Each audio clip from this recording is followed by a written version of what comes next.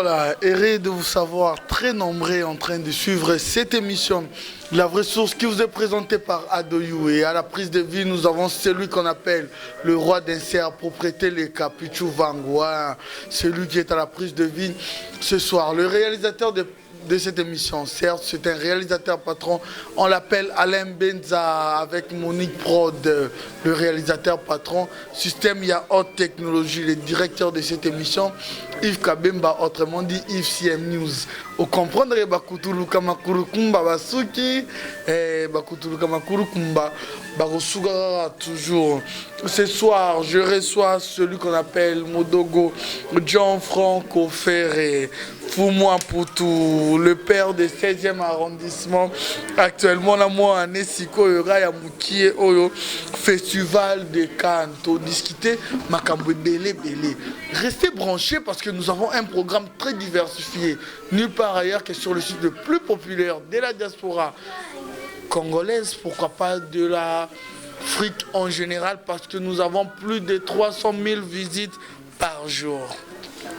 Comment il était? Bien rasé, bien sapé, bien parfumé. Et ça, idéologie na bango. Motogo Jean-Franco Ferré Foumoua Poutou. Bonsoir. Bonsoir. Doyoué. Ndeni santé. Santé très bien, cool. Très bien.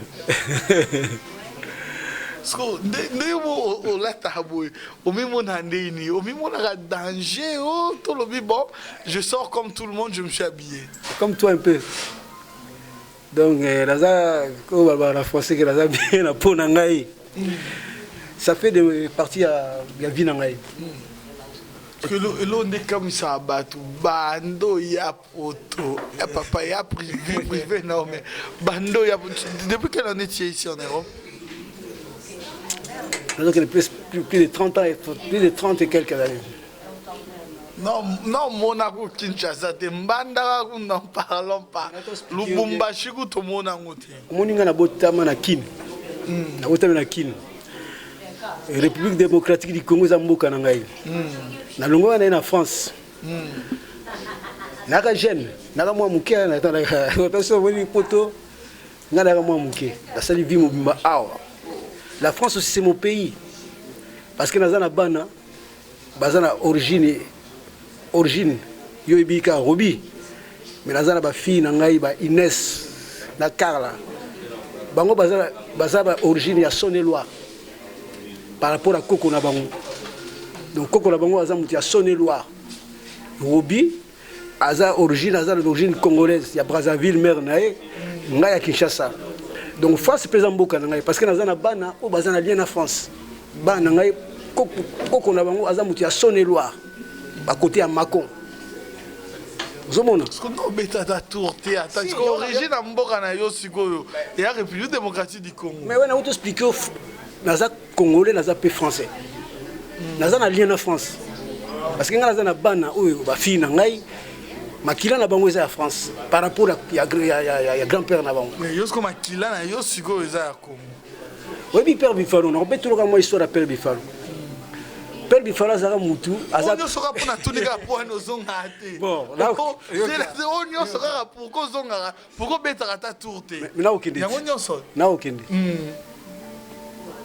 Nakoya na kine jurango e na okende kalate. Oh là t'en as. Mais non. C'est continué. Et voilà, ça commence bien, il doit être à l'aise. On l'appelle Modogo Jean-Franco Ferré Foumoua Poutou bas slogan. Mais on peut savoir pourquoi Modogo. Modogo nazo comme un grand footballeur Mayanga Adelar. Vient nga Modrigo, ba Bonani, ba Merveille. Nazo comme Modogo à partir ya via Adelar. Na beta ba de danser. Dans la beta le roi Adelar rêve nga il marqué. Sur la côté de terrain, il y a des terrains, il y a des tétés, il foyer, il y a qui donc mère n'a pas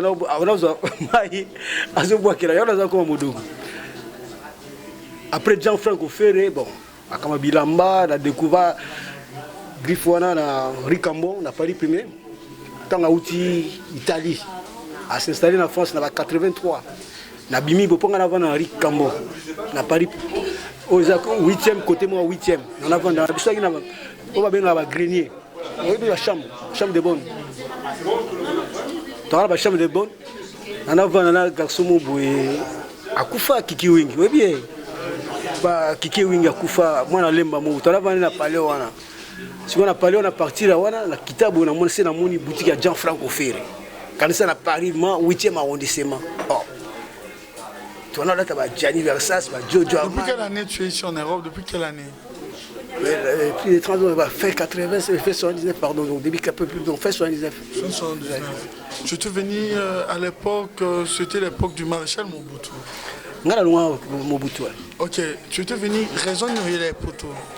Ngai, Narabetide. Est-ce que tu as pu terminer ces études au Yéla? Si. Nga la loi qui n'a soit que la loi qui n'a un bac déjà littéraire. Na tena Lumumba. Comment institut Lumumba. Tant on a eu Awa, na Salifac, on a université 8. Bon, on a série, on a une très difficile. Il faut qu'il y ait fac, il faut là. Il faut que le pays bosser. Tant qu'on est après on comprendre que bon, c'est pas les diplômes qui font l'homme. On est dans le milieu on est poussé à te belé. C'est que je suis aujourd'hui Modoro Diafan Rofer. Modoro Diafan Rofer, depuis ces années, quelqu'un qui a été proche de Papa Wemba, vive la musique en général, il a été très proche de Niarkos. Relation avec Niarkos, comment tu as connu Niarkos? Niarkos na Richard Brol. Comment na Richard Brol na moni vient Niarkos, a utara prison. Mona ina chemise mo. Omoni na monde des arabes. Et ça, moi, je suis qu'est-ce que ça fait? Je suis Niarkos na Richard Brol. Elle a ta chemise à Giorgio Armani. On est en prison. C'est sa vie, hein, c'est un public qui suit. Non, pas de problème. Mon avis, à Zotala, parce que mon Dieu, c'est la Tuna petit. Pour prendre les hôtels, on a outil bled. Parce que la série, on a outil en Afrique, quoi, en Afrique, fraîchement débarqué dans Mouni. Na ça va 6-8 mois, boy. Na Mouni, na chemise à Giorgio Armani, tout ça. Vieux on a eu quand Kin, les Toutou, les jeunes premiers. Après, il fallait que nous ayons moyen que nous viens envoyer. Nous avons chemise à Giorgio Armani. Tant qu'on a joué à Cédric, on va appeler ça un demandeur de. On va toyer à Sika, un venant. Maramo pouf, na riz du four. Mais est-ce qu'on est étudiant? Est-ce qu'on est dans un on est étudiant. Après, il faut que vous foutiez un loyer. Parce que tu as la chambre, moi aussi personne. Attends, Oyagi étudiant bien, tout se comprendre. Oyaka étudiant boursier, tout Oyaka contracteur. Non, boursier, voilà, mais mes parents, il faut supporter. Mais non, c'est la vie, il faut la vérité. Moi j'ai des amis, il faut la vérité. Moi, dans l'école, il y a Kinzambi, il y a des séminaires Kinzambi. C'est loin des internats, même dans il y a des garçons fortunés, il y a des Gauthier Nakasila. Père, il y a l'art dans la limite. Mais tant que tu as poteau, c'est très difficile. Les boursiers, on a ce qui est à l'époque à la Mecte. Mais les étudiants congolais, le gouvernement congolais est supportant. Mais pour la bourse, tu gagnes tant de 200 €.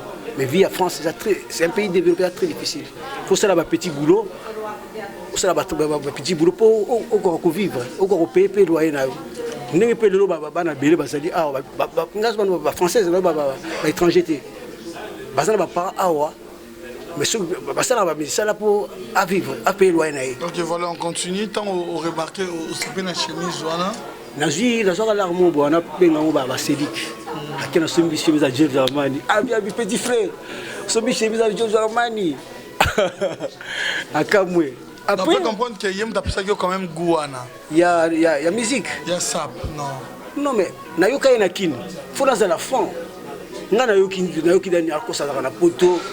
l'homme le plus demandé de la terre, il y a la poto, il y a comme curiosité, il faut la génération qui a la poto, il faut la Modoro Diafan Rofer. Comprendre? On va s'inspirer par tout le monde. On va s'inspirer par tout le monde.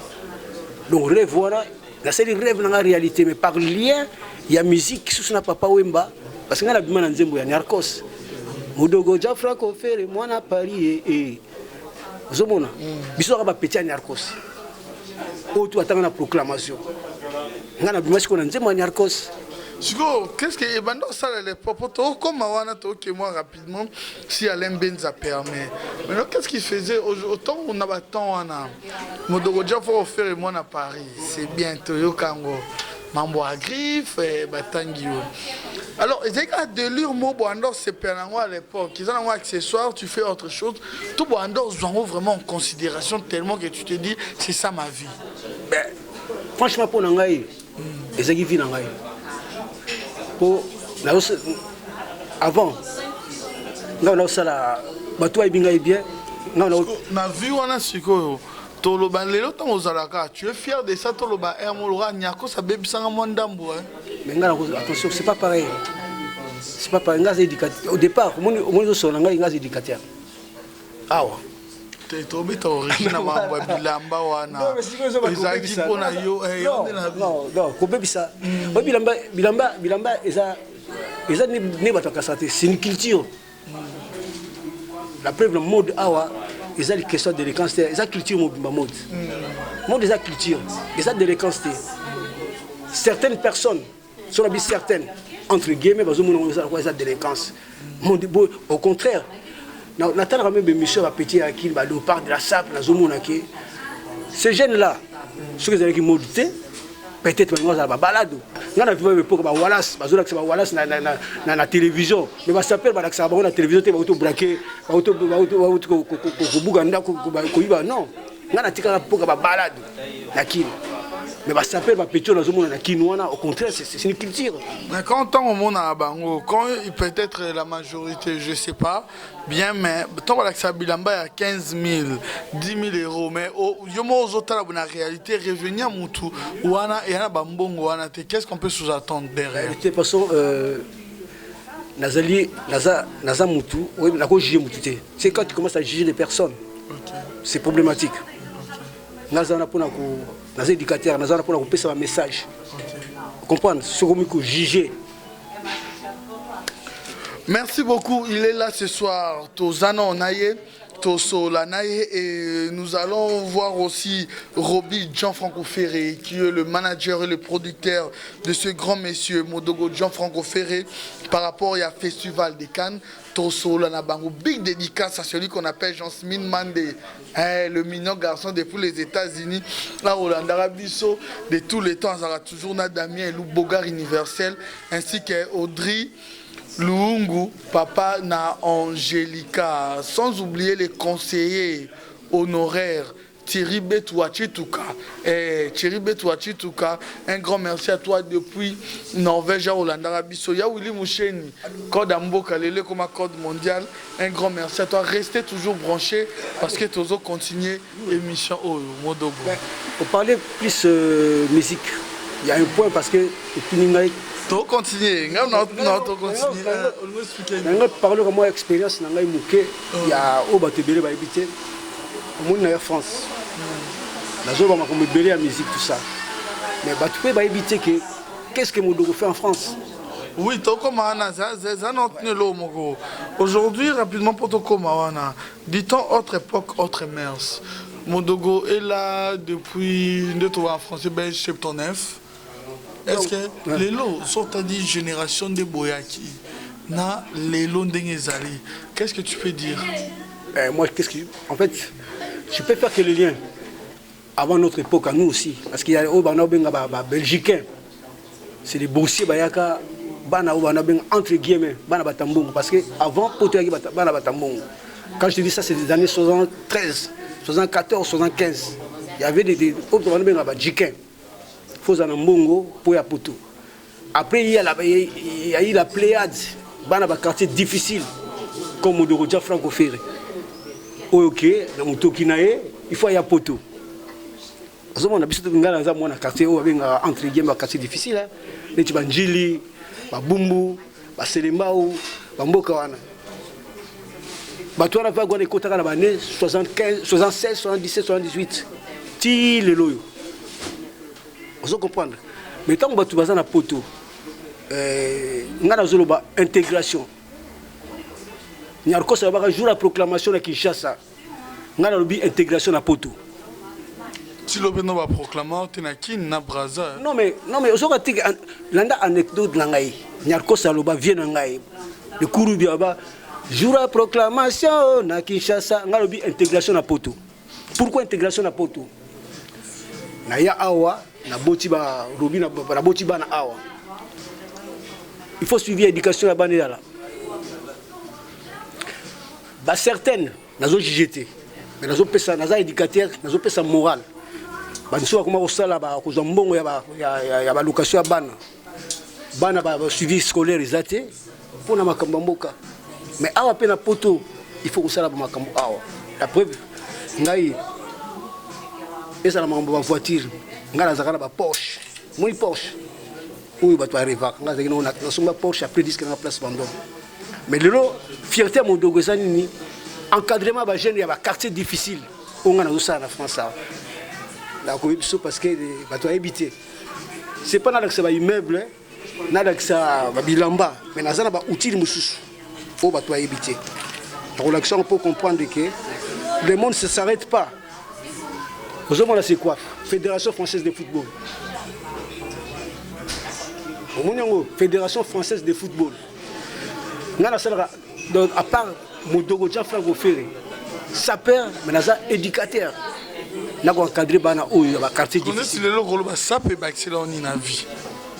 Non, mais je t'explique là. Moi, je t'explique des choses de la vie. Il n'y a pas que seulement la SAP. Mais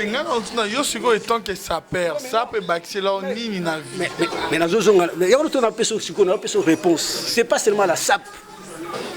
Et ça, tu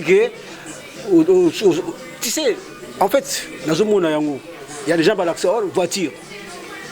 Il y a une Porsche. Il y a une Porsche.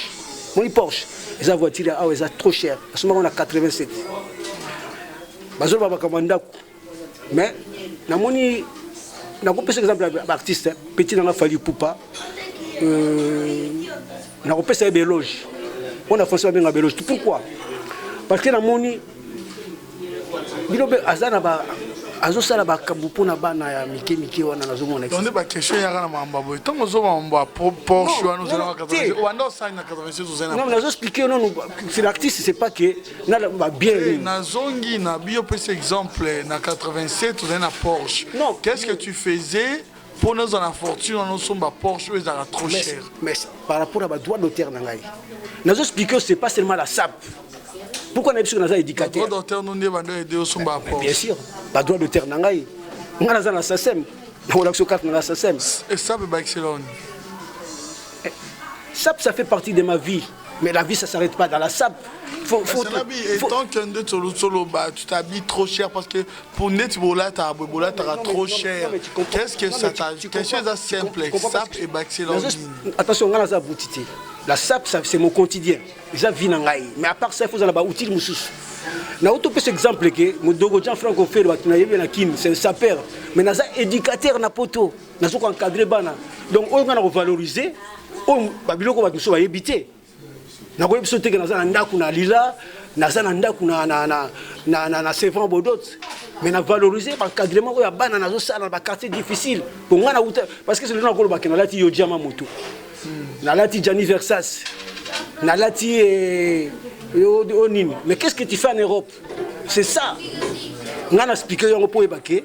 Bato yebi Modogo Tia Franco Ferré musicien, mais il y a une face cachée. OK, bato so le lo ba découvrir que ma petit il y a ma Viltanaise, bano il y a ma Viltanaise.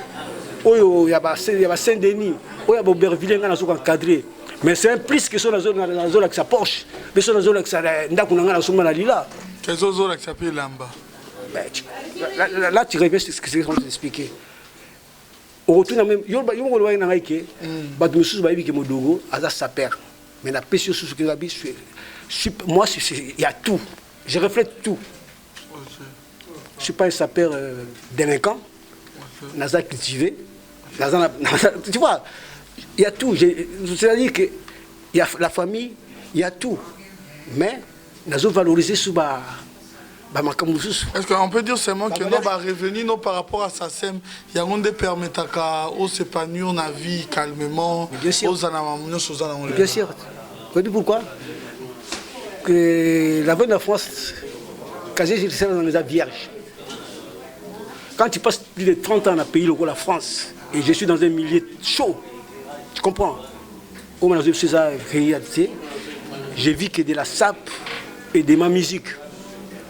Si on continue bateau va ébingaï, bah on est sur n'engwana. Donc on va valoriser. Oui, tu n'as pas que ça perd au côté de moi na tout qui n'a ébi que mon dojo faire on fait ça perd. Mais il y a un côté caché à mon dojo faire on fait le bateau éviter. Pourquoi valoriser tant subilo quand n'engwana? Bah on va bien avoir valeurs humaines. Pourquoi on a ébi que le lot?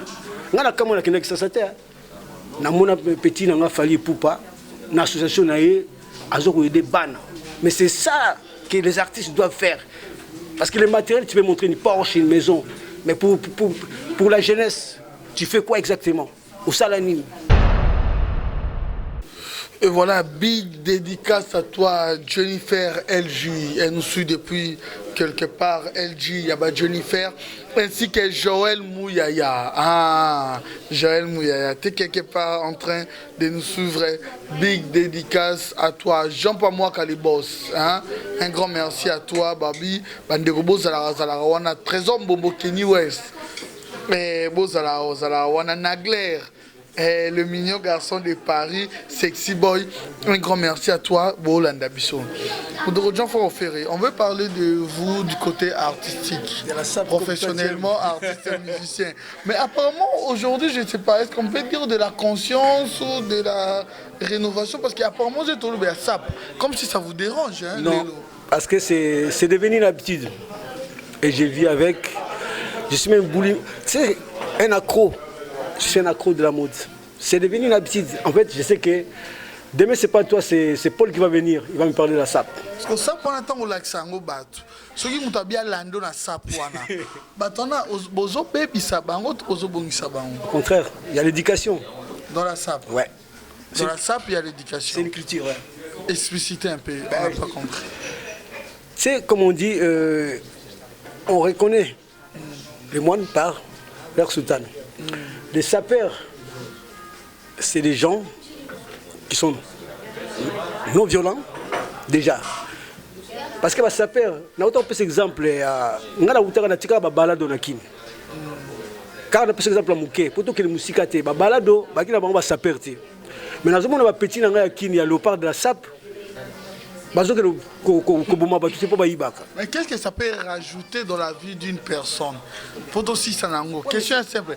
Qu'est-ce que la SAP peut rajouter dans la vie d'une personne? Oui, mais c'est toute une culture, c'est l'art du beau. C'est l'art du beau, comme toi là. T'es beau. Tu sais pourquoi t'es beau? Parce que t'es habillé. Maintenant, ce que vous allez dire, vous avez bolumbu o ba benga na français na silva to ngaba no ah mon toza libomo bena zotambola boy. Attends, pardon, une minute un peu. Maintenant, qu'est-ce qu'on peut comprendre de la SAP? SAP, par exemple, un point, un trait. Quand on dit SAP, c'est en général. Nakata SAP, on va trop en mode bali. On va suivre ce bali. Ceux qui suivent bali. Ba créateur bazali, ça englobe de tout. 30 secondes, qui est un sapeur? Un sapeur, c'est celui qui est élégant. Pour moi, c'est élégant, qui est beau, qui aime le vêtement, c'est un sapeur. Et voilà. Maintenant, parlons de vous du côté artistique. Il y a eu un moment où nous avons écouté des chansons comme Jour J de l'histoire romaine, nous avons écouté Place Vendôme, nous avons écouté Victime de la mode, Festival de Cannes. 16e arrondissement. 16e arrondissement. Étant artiste et musicien, pourquoi thème wana nyonso ezaka toujours basé na SAP? Na latinangai, comment vous appelez ça? Vous qui connaissez ça très bien, Alain Benza, comment on appelle ça? Yoji Yamamoto, na latinangai Modogo Gianfranco Ferré, na latinangai Dolce Gabbana. Batemo et nyonso ezaka basé toujours na latinanga. D'accord. Mais qu'est-ce que tu vas tirer na batemo wana? Qu'est-ce que les gens peuvent comprendre? C'est mon environnement. Barastaman, tu as Bob Marley sur la musique na bango. autour de la bango c'est Kaya. Autour de la musique na bango il y a toujours nous ya Bob Marley, Rasta. Bango c'est quoi? Yosa Rastaman. Je sais pas si tu filmes. Tu filmes pas. D'accord, toi tu filmes pas. Mais quand tu demandes à quelqu'un qui voit un Rasta, même s'il filme pas, cataloguer directement Kaya. Mais maintenant moi, c'est mon environnement. Et ça environnement ngai, il y a un autre monde qui ngai, c'est-à-dire que ça perd, bazo s'identifier pe na biso, bato yote. Mais ngai na viva époque ya Bob Marley ngai. Tant à cela banze moni ya makasi wana, awana Paris élection ba moni kaka Loxman, drapeau ya vert jaune, pas bien mutanoa. Ngai ça la ba Lox. Non, parlons de vous, on a mambo à thème. Mais la réponse, c'est-à-dire que ça perd les environnements. Il faut, c'est-à-dire que pourquoi dans une place d'un homme, les jours, ça fait partie de la culture. Donc si on comprend bien, la musique au sein uniquement, na bande komoro boyo baza catégorisé dans des sap. Mais non, bande boloko mi José ça parle pas de la sap. Mais ça environnement nangai, public nangai, bato bazo identifier na musique nangai. Na sa banzembo, na vérité, na sa banzembo. Si on a une bombe ou une pirère, ça parle toujours à ça. Tout ça est 100% mode. Oui, tout bêta, oui. Botega veneta ye griffe. Le bien qui est dans mboka moboé na côté reine. Na Zurich, bataille singa bivé. Tout 1600 on se bêta 100% mode. Zomona. Banzembo lokola ba maté même proclamation. Les anzembo na ngaiti, les anzembo ya cerveau seniorcos. Nous avons la musique, nous avons chaque fois que fête, il y a dernier coup de sifflet, il y a fait cerveau sengate. Sap. Matebou, il y a Reva. Sap. Adriana, ils ont les deux. Ils ont amour, sap, ils ont complet. Ils ont le goût là. Mi José Balatisi, Bakalou Janelli. Mi José Basombeli, Robin Soya Mokili. Vous avez et ça sap mais l'amour et ça le quoi nzembo na kwa kofi faruchioza parfait anina richi oui bien nzembo na yoka wana et ça somona c'est-à-dire amour na lien mo ya mode parce que quand tu aimes la mode environnement ngai et ça le ko la bat mususu ba so tu ni pe ba intelo environnement ça va livre même sur la zone na ko costume mais livre ko sangati. Ngai za environnement na ngai. Est-ce que tu as un morceau ya Adriana? Oyo linga. Ouais, vous comprenez hein? Voilà, linga motro. Na lelio e motema mozokio. Déception habitude na yo. Bolingo nanga. Mwana ya mama. Na banzaka yo mingyo. Okolo kozonga. Esengwa trop. Est-ce que tu as sincèrement, hein? Autant la caméra, Batba, biso, basé belé, Solange, Popo Biche, est-ce que tu as un artiste, c'est mon grand chanteur? Non, attention. Il a un grand chanteur. Tu as tout nabi, hein? Est-ce que tu as un collègue, musicien, non, tu chantes très bien. Non, il a un grand chanteur. Bon, tu chantes très bien. Non, l'andang est bien. Trop bien, c'est trop dire. On peut par exemple Belé à musicien Lelo, on a bien un grand chanteur, on a bien un faux chanteur. C'est là. Collègue na yo moko. Ayebi so déjà que ah non Modogo ça va. Mais moi je réponds à ta question. Oyebi chanteur le la Koffi Olomide.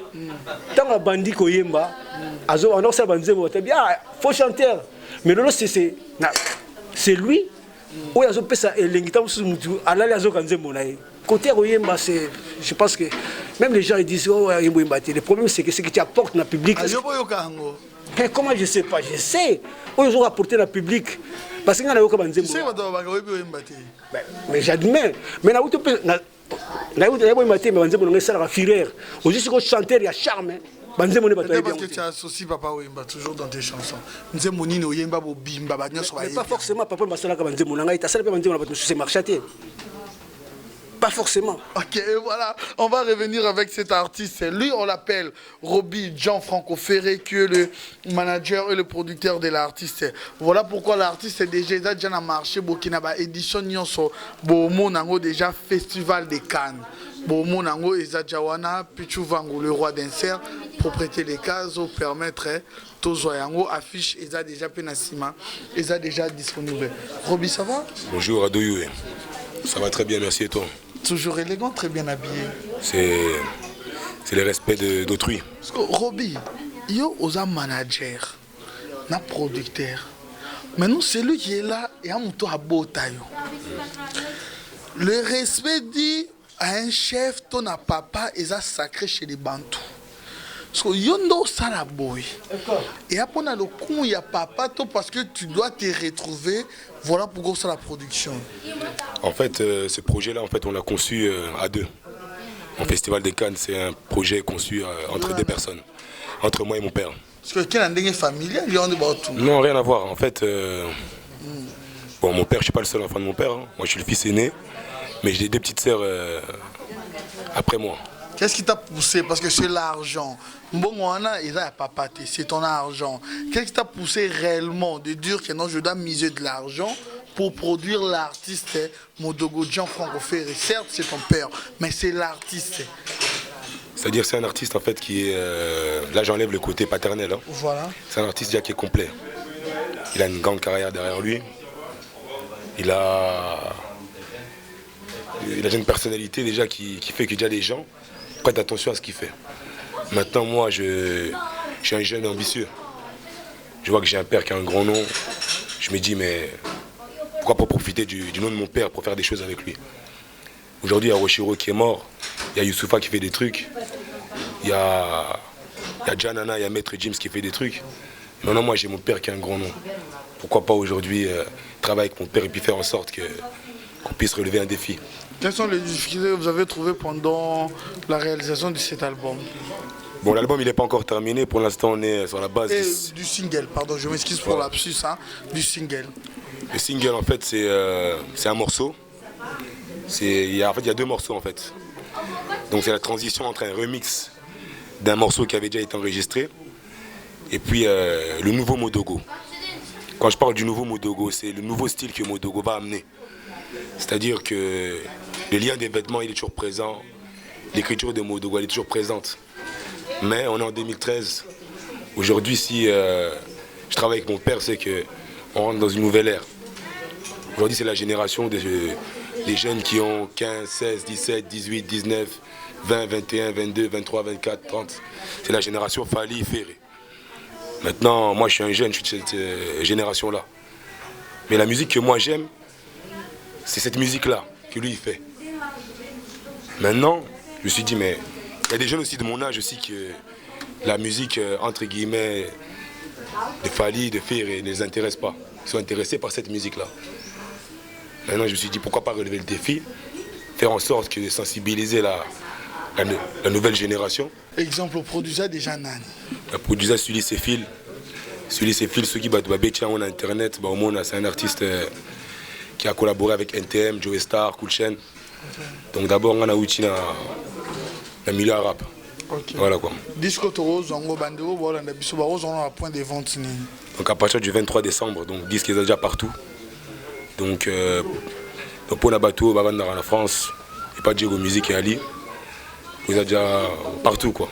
Donc c'est tous les disquaires, l'album est dans les bacs déjà. En Belgique? En Belgique également. Et alors aux États-Unis, la sortie mondiale? C'est une sortie mondiale, donc ceux qui sont intéressés pour l'achat de CD de Festival des Cannes, Fashionista, Maxi Single, donc on va contacter les gens à internet, dans le site il y a www.modogo.skyrock.com. Okay. Il y a les coordonnées, l'adresse mail, donc voilà quoi. Merci beaucoup. Parce que au monde a déjà attendu qui et Kende famille. C'est pas non. Le problème c'est pas la famille. Le problème c'est qu'il a des outils. Parce que tu peux avoir un enfant qui n'est pas intelligent, qui t'apporte rien du tout. Nous confirmer Batunde Batoualanda Biso par rapport à la production à disque na mwana mdolongo la mamba papa na mwana.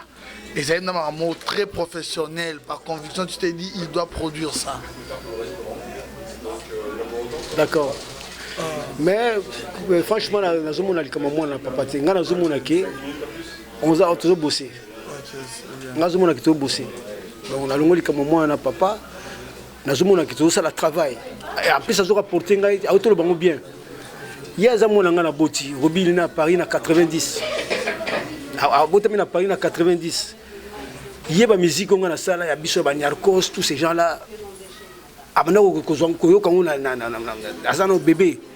Maintenant, lui, il m'apporte la jeunesse. Après, ceux qui m'ont dit, il joue un grand rôle. Parce que la musique, il y a petit Fali, il y a petit Ferré. Mais après, il y a des musiques, il y a Narcos, Papa Wemba, Modogo, Kester, Balijo, Batuana, tout Bastino. Parce qu'il est né dedans, musique à Kofi, tout ça. Donc c'est comme ça. Ok, donc Festival de Cannes, rapidement. Festival de Cannes, tiens au Moda. Ok, qu'est-ce que Tozan est un single? Tu es un Zembouyanini. Fashionista. Fashionista. Déjà, on a fashionista. Ok. Tu as bien fashion. Ok, toujours dans le thème, il y a sa peur va se retrouver. Mais c'est un environnement. L'artiste est fashionista est un remix. Il y a passé dans il y a du nouveau. C'est bien ça les fashionistas. Ce sont les artistes qui ont participé ici. Là c'est fashionista. Ouais. C'est un remix. Tu vois non, toi-même tu vois ça. Il y a Papa Wemba. Voilà, paraît-il que ça brille. Qu'est-ce qui ne va pas? Vous êtes toujours en bonne relation avec Papa Wemba? Non, mais c'est-à-dire il y a des gens, certains, bon, je ne peux pas dire tout le monde, certaines personnes qui essayent de mettre le fait là où il n'y en a pas. Ok. Roby, vous étiez là. Qu'est-ce qui ne va pas? Toi qui es le manager, il y a quelque chose qui ne va pas entre l'artiste et Papa Wemba? Papa Wemba, c'est son parrain dans la musique congolaise. C'est son parrain. Le problème est... Moi, je pense qu'il y a des problèmes, il n'y en a pas. C'est qu'il y a des... En fait, dans l'entourage d'un artiste, il y a des gens qui ne sont pas là pour les intérêts de l'artiste. Qui sont là pour semer la zizanie. Mais entre Papa Wemba et Modogo, c'est l'histoire d'un grand frère et d'un petit frère. C'est-à-dire qu'il n'y a pas de polémique à faire. Aujourd'hui, mon père Modogo, il trace son chemin, chacun fait son chemin. Et leur relation entre petit frère et grand frère, elle ne changera pas. Sauf que c'est un nouveau départ qui commence pour Modogo. Ok, et voilà, nous sommes arrivés à la fin. Te fan du côté... Tu veux ajouter quelque chose? Là, je t'ai présenté le manager, le producteur. Il y a aussi... J'ai un groupe. C'est-à-dire mon groupe c'est quoi? C'est moi. J'ai aussi le groupe Festival de Cannes. C'est un groupe de personnes. Leur objectif c'est quoi? C'est de soutenir Modogo Jean Franco Ferré. Ok, vous allez citer les noms de ces personnes vers la fin. Je vais appeler le président. Non, parce que pour le moment, on ne peut pas. On ne peut pas pour le moment par rapport au plateau, c'est impossible. Ok, on doit terminer, c'est impossible par rapport au plateau prévu. Voilà, merci beaucoup. Prochainement, on aura leurs avis par rapport au plateau. On ne peut pas intégrer le personne, c'est pas à la permission de mon réalisateur, c'est mon réalisateur qui conduit cette émission. Et voilà, nous sommes arrivés presque à la fin. Mais il y aura beaucoup de gens au Monayo. Vous avez besoin. Vous êtes habillé comment? Vous êtes habillé comment ce soir? Mais là, je peux pas, tu sais, bon, j'ai un sponsor derrière. Un sponsor qui m'interdit déjà. Parce qu'il y a aussi celui qui m'a fourni des vêtements, de saper, de lancer mon nouvel opus. Okay. Donc, on a marque, sauf Marco, c'est Damir Doma. Damir Doma. Mais écoute, ça c'est des... On ne peut pas aller dans les détails. Yo lobby Kozana sponsor. Non mais attends, des lunettes. Oh yo lobby Kozana, nous sommes arrivés à la fin. Au lobby Kozana sponsor. Tu connais ça? Attends, Ozana sponsor on l'a dit. Comment sponsor on a? Attends, mais la cité au combo Damir Doma. Voilà ce qu'on l'a dit Nino, l'a dit Bilo, on soit là. Oh, on l'a dit. Quand on a expliqué on a nous, please. ngai na yo ki na kotanga so ba marketing parce que naza na sponsor oyo azola tisangai na ba clip na ngala hotel naza tout en Damir Doma ndoza boza pe tout en Damir otuninga lunette voilà tanga c'est lire OK voilà je suis pas là pour lire ça non mais tanga je suis pas là pour lire ça voilà Kazal oui bien sûr on continue cette émission Tokomi Nasuka c'est pas tellement intéressant Bandeko Orlando de Baoyoka émission voilà pourquoi nous sommes arrivés à la fin de cette émission. La coutume exige, non plus ça 1 minute 30 secondes. La coutume exige dans cette émission. Non tout na yo répond à mon non tout na. La coutume exige dans cette émission. Non plus ça 1 minute 30 secondes. Soko s'adresser na Bandeko Orlando biso na mambo to souhaiter pour to clôturer. Franchement na sepeli trop. Na sepeli trop na surtout ba ve parce que dans la période il y a nouvel an. Ba vena bato tout balingara modogo Jean-Franco Ferry Fuma Poutou ba vena bana kin na bana sefa partout dans le monde bana Europe ba ve ba savourer festival de Cannes tiens toi Moda ça arrive ba balingo contacter ngai wasam diako tazawana bureau yemta simi bureau akuba contacter asimi bureau à projet azaye moté bazaye belé boso na komiki kotanga ba kombe osala kola la walobi to banga po bakama banga vumeza na ba disque parce que le comme émission tout mona muta komo tanga ba komba batu ngasi na sala ko na disque merci à toi bo savourer festival de Cannes tiens to percent to moda bana kin ba bonne année bana sefa ba bonne année bana brazza partout dans le monde ba bonne année. Nouvelle opus festival de Cannes tiens to percent to moda merci bye. OK merci beaucoup 30 secondes. Meilleur vœu, un mot d'affaire pour terminer. Donc mes meilleurs vœux pour cette nouvelle année, toujours sur le thème de Festival de Cannes, Cento per Cento Moda. Le mot d'ordre à tous les fans de Modogo Gianfranco Ferry dans le monde, Arresto Immediato del Toro. Festival de Cannes, Cento per Cento Moda. Voilà, donc c'est dans les bacs déjà. Arresto Immediato del Toro. OK. Et voilà, big dédicace à toi. Là, je fais quelque chose rapidement. Est-ce que tu es content de discuter avec ton vieux? Tu es content? OK, merci beaucoup. Ça, c'est Modogo Gianfranco Ferry et les journalistes, c'est eux le producteur. Parce que nous sommes en direct de l'émission. Après ça, là, on pourra parler de vieux, des grands frères. Ce qui est important, c'est là, par rapport à mes questions et par rapport à tes réponses, pour Batouba comprendre. Retenons que festival de Cannes est déjà sur le marché. Bandeko Boki na ba édition nyonso bozwango Paris Belgique na ba édition nyonso bozwango. Un grand merci à celui qui est le plus romantique de tous les comédiens, on l'appelle Duche Kapanga. Un grand merci à toi, un grand merci à Yawili Moucheni Kodi Yamboka, un grand merci na bandeko nyonso bozala kiwana. Toujours Bolanda Bisso, Joël Mouyaya, Jennifer LG, Damien LG, je m'excuse pour l'abscisse, LG Yaba, Jennifer, un grand merci à toi, Solange, Ndé Tolobi, toujours Umba Benza, un grand merci à toi, Niclette Soyer, hein, Babi, la grande dame, un grand merci à toi. Comment pourrais-je terminer cette émission sans pour autant remercier celui qui était la prise de vie? On l'appelle le roi d'Inser Pichuvango. Mon réalisateur, c'est un réalisateur patron, certes, on l'appelle Alain Benza System, il y a haute technologie. C'était Adoyoué à la présentation, Yves Kabemba, qui est le directeur de cette émission. Au comprendre que Bakuturu Kamakuru, Kumbabasuki, frappe na frappe, encore et toujours, restez branchés sur le site le plus populaire de la diaspora africaine, parce que nous avons un programme très diversifié, dont nous avons plus de 300 000 visites par jour. Quant à moi, je vous retrouve à la prochaine.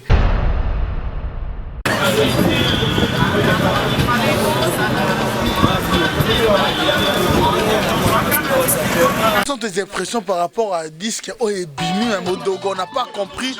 Et bouger ma solo et changer ma donnée. Festival Cannes. Festival de Cannes. Déjà, combo Pambagaya Festival de Cannes. Il y a comme du lourd quoi. Il y a kilo. Alors, produit Oyo, Bimi Lelo. Et ça pour un artiste, mon artiste à moi quoi. Modogo, Jean-Franco Ferry. Ma fan base là qui en trop. Mais par contre, album pendant le festival de Cannes de Bimité. Oh Ezakaka, avant-goût tobimisi quoi eza maxi single ya fashionista po bafeteleka bien quoi totian po bafeteleka bien badécouvrir mpe que vraiment artiste modoko tian franco fere donc aza artiste moko arataka album te donc sosali album na ye esaka filaire alors bana kin bana plaza bana Angola et puis mokili mobimba en Europe quoi en Europe surtout na bana Paris bozokaka eloko on ezobeta quoi donc dilourdo tolobaki yangoyo donc ngai en tant que président. Ok, et voilà, elles sont là très nombreuses, merci beaucoup, elles sont là très nombreuses en train d'acheter Balanda Makambo. On l'appelle Michek, surnommé Michek, Mimi Chikeva. Ça va, bonsoir? Ça va bien, bonsoir. Toujours belle et ravissante, ça va? Ça va bien, merci. Et voilà, les autres monayo, quand même, au soutien d'artiste, t'es pas seulement chez Fali, hein? Non, ni seulement chez Maison Mère. Plus Fali, mais ça soutient dans la mission. Ok, et voilà, on voit les disques. Oh, puis vient dans la mode de Jaffa Offeré. Il y a un fond dans ce moment, à ça, la musique n'est pas là en fort. Voilà, au sommet en direct. Mais pourquoi tu l'aimes bien? Festival des Cannes. Elle est gentille, elle m'a très bien. Donc on allait là et m'a bien. Ok. Comment on a? Yannick Koutoula. Ok, ton moni festival de musique. Pourquoi tu as choisi Modogo Botondia et Béni? Parce que moi j'ai été bercé dans la musique ya Modogo Franco Ferry. Depuis donc voilà quoi. Yango ndeta ngubor et bimi na wel ici. Donc na bimana zo bord na ngai na zo ngapala na ka bonne musique quoi. Voilà. Donc dans senga baya ya tout ya Paris, monde entier quoi. Masolo yango, masolo zong sarabaya ya na boula vrai. Donc ve Modogo Franco Ferry lo na biso moko. Voilà. Et voilà ton signe de Romususawa. Comment vous appelez, monsieur? Ouais, merci. Congo Mikili. Ça c'est chinois de King, le capitaine de l'équipe à Léopard de la SAP. Oyo benda batu babanda masolo forme la King. Ba fait nanga ba pichu mwanza ba yebi, ba fait nanga ya pala ba yebi. Oyo zali chinois de King, le capitaine de l'équipe à Léopard de la SAP. Mano la tini na bobo ba o ezali ni logo. Au moment idéologie lelo, ezali masolo festival de Cannes. Festival de Cannes ezali c'est du lourd. Tant on veut la Modogo Franco Ferry. Il est grand sapeur ici à Paris. Biso sikon na Kini. Donc on yeba vera beta musique ba sapeur. Biso fait on a idéologie à makamba fata konfata. Pauvre makamba konfata, religion qui tendi. Ezali golé ba robal sa couleur à part couleur na couleur. Couleur na couleur ezalaki des mélanges. Autre le baba Brazzavillois. Mais la minute au festival les cas déjà bimi. Ba fan tout à Modogo Franco Ferry. Oh nyo so voler la bonne musique. Boya pas dire que musique, pour un disque oyo, les ali caviar champagne. Domero caviar champagne, c'est du lourd. C'est du lourd. Et maneti na film menga Sylvie Maemba na confirmer ngo na za acheter ko misiko na lo beza vrai yango yo ezoteka maneti na film depuis dimaki ya osakana te donc en tout cas vraiment ezoteka mabino bota la ka ezoteka ma niveau na na sengo posa bilo mo ya kala bazongi si Paris quoi Paris vous me zongo top na CP na Modogo vraiment top na CP carré au moni sikoyo ba noble basombera boye benanga pichu vangu benanga monga fula c'est de oyo za palais so na sombera boye pichu vangu na sombera boye Léopard de la SAP bozo CD oh CD et va combien et kama 10 €. Ezali siamoko to benga caviar champagne ezali vela biso ba yembi na papa Wemba le monument venanga pichu vangu mona monga fula bambote Martin Zobe yebi Léopard de la SAP mobile la pesi lo mbote o ezali kitendi mo biso to tama papa va poulu tato la la SAP la parle d'élégance la plutôt la beauté des mecs tenue correcte de nos juges na yebi banga to Mikili c'est pas moi qui parle c'est mon compte qui parle et reloba Congo Mikili Modogo Franco Ferry Pichu Vangu la bosani te bana monga fula masanga mila kati disque na bino yango Modogo Franco Ferry abimisi mama na disque awa to za dia ko misiki le chinois de Kini le capitaine de l'équipe à Léopard de la SAP to yabi makama bilambawa Ça c'est Paris. Puisque ce qu'il y a là, c'est Paris. Bango va voir ta raté. Bango va voir ta raté. Allez, Tcheto, Tcheto, Tcheto, Tcheto, Tcheto, Tcheto, Tcheto. Bonsoir. Bonsoir. Comment on a nous? Maman, il va club à champion. Bon, réellement, on y a pour Annie. Bon, naina somba DVD afio na biso modoro da fa ofere. Ya mutabila mabo biso to loba te, misuka eloba. Soto lobi mingi mabe trop parler petit we. Mais misu esola, Nicolo balobi, masolo, merci. Merci à suivre. Merci beaucoup. On clôturer des lignes. Paris, ici c'est Paris. Bah ça perd tout à Paris. J7. Grande fâchue. Vous voyez, Bibi Nomo petit la chemin de qui n'a quitté déjà. La bosse a été équipe nationale Léopard de la SAP. La bosse a été Akaïda. Guerrier na bino yo. Akaïda Bilele. Bobet Arabilele. Hérité Scram. Hérité Scram. Hérité Scram. L'idée de mon Kozangaba. Yo yebi. Album a fait un mot de Gosoki. Matinzo, la bosse a été fait chérie la Katabakini. Bébé Senzongo, maman passa. La bosse a été. Mon côté de boire à ce que comme on a eu. Mon côté de ce que comme on a eu. Ado, Yule. Ado, Yule. Ado, Yule. Congo Mikili. Congo Mikili. La bossalité. Bien dingwe. Léopard de la SAP et ça qui est à Paris. Mamadou Warisho, ma bibi Chamala. Mamadou Warisho. Bam Medor, Diabsa Dakota.